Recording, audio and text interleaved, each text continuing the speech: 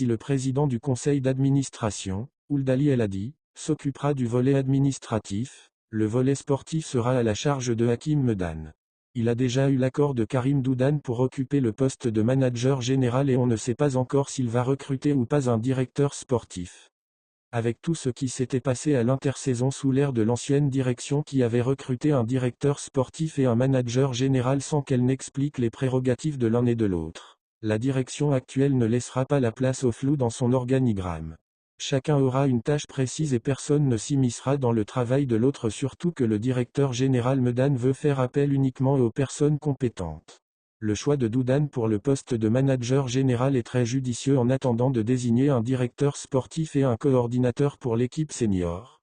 Conscient de la responsabilité qui pèse sur lui, Medan va tout faire pour éviter les erreurs commises par l'ancienne direction. Il connaît bien la maison JSK et il sait qu'il n'a pas droit à l'erreur, surtout que Mobilis s'est engagé à mettre tous les moyens à sa disposition pour jouer les premiers rôles la saison prochaine. Étant dans le milieu du football depuis près d'une trentaine d'années, Medan pèsera le pour et le contre avant de faire son choix. D'après une source proche de la direction, l'organigramme de la direction sportive sera connu avant la fin de ce mois. Le staff technique. Lors de son intervention vendredi dernier sur les ondes de la chaîne YI, Medan a affirmé que sa priorité est d'installer le futur nouvel staff technique et cela pour lui permettre de préparer la saison prochaine. Pour pouvoir demander des comptes à un entraîneur, il sait qu'il doit l'associer à l'opération recrutement et l'associer à l'élaboration de la liste des libérés.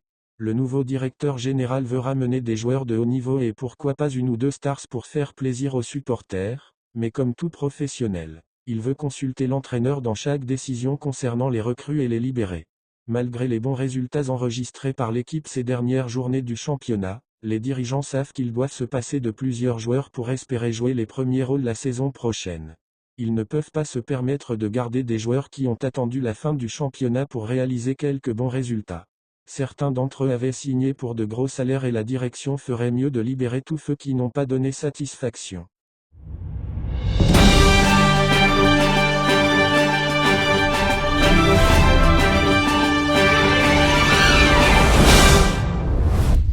Le Mouloudia d'Alger ne fera pas de folie au mercato estival. 6 joueurs seront recrutés pour renforcer l'équipe en prévision de la saison prochaine. C'est ce qu'a exigé Patrice Baumel à son président, qui a déjà conclu avec 2 joueurs, Bouzo et un autre. L'entraîneur du MCA Patrice Baumel a commencé depuis quelques semaines l'opération recrutement pour renforcer l'équipe pour le prochain exercice et surtout le retour de l'équipe en Ligue des champions africaine. Comme nous l'avons annoncé sur ces mêmes colonnes, l'opération recrutement a débuté depuis plus d'un mois au Mouloudia où plusieurs joueurs ont été contactés. Patrice Baumel l'a confirmé après la victoire contre l'USMA où il a déclaré « J'ai remis une liste au président pour arrêter notre effectif le plus tôt possible. Comme vous le savez, le Mouloudia d'Alger est absent de la LDC depuis 5 ans, on est obligé de jouer le tour préliminaire le 17 ou le 18 août. Donc, il faut arrêter l'effectif le plus vite possible. Ce qui est sûr, on ne va pas faire des folies comme l'été dernier, mais on va renforcer seulement quelques postes. Pour les postes renforcés, nous avons appris que Baumel veut un gardien de but. 3 ont été cibles, en l'occurrence Zegba, Oukedja et Gueya. L'un d'eux sera probablement au Mouloudia. Le poste d'arrière gauche va connaître l'arrivée soit de Lieuchetti ou du défenseur de l'USMK Oussama Kadour. En milieu du terrain, Baumel désire une sentinelle qui sera Draoui ou un milieu étranger si l'un des joueurs étrangers est libéré ou la FAF autorise 5 étrangers. Le compartiment offensif connaîtra aussi un renfort. Hadj Redjem a visé Bounedja, Bouzo, Boudebouz et d'autres joueurs. Ainsi, c'est le plan de recrutement du Mouloudia pour le mercato estival et la présentation des nouvelles recrues se fera après la finale de la Coupe d'Algérie, car Hadj Redjem, même s'il a eu l'accord de 3 joueurs, évite de perturber son groupe qui vise le doublé cette saison. Betrouni, avec un bon renfort, le MCA ira loin en LDC. L'ancien champion d'Afrique en 1976 Omar Betrouni était très content après que le Mouloudia a gagné son titre de champion avant-hier au stade du 5 juillet face à l'USMA.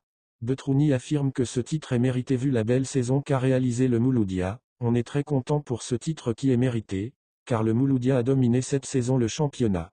Le grand mérite revient à la direction du club, au staff technique, aux joueurs et surtout au public qui a soutenu l'équipe depuis le début de la saison. Maintenant, il ne reste la coupe et Inch'Allah on va gagner le doublé. Pour la saison prochaine, Le Mouloudia a besoin de se renforcer par 4 ou 5 joueurs et croyez-moi que cette équipe pourra aller loin dans cette compétition.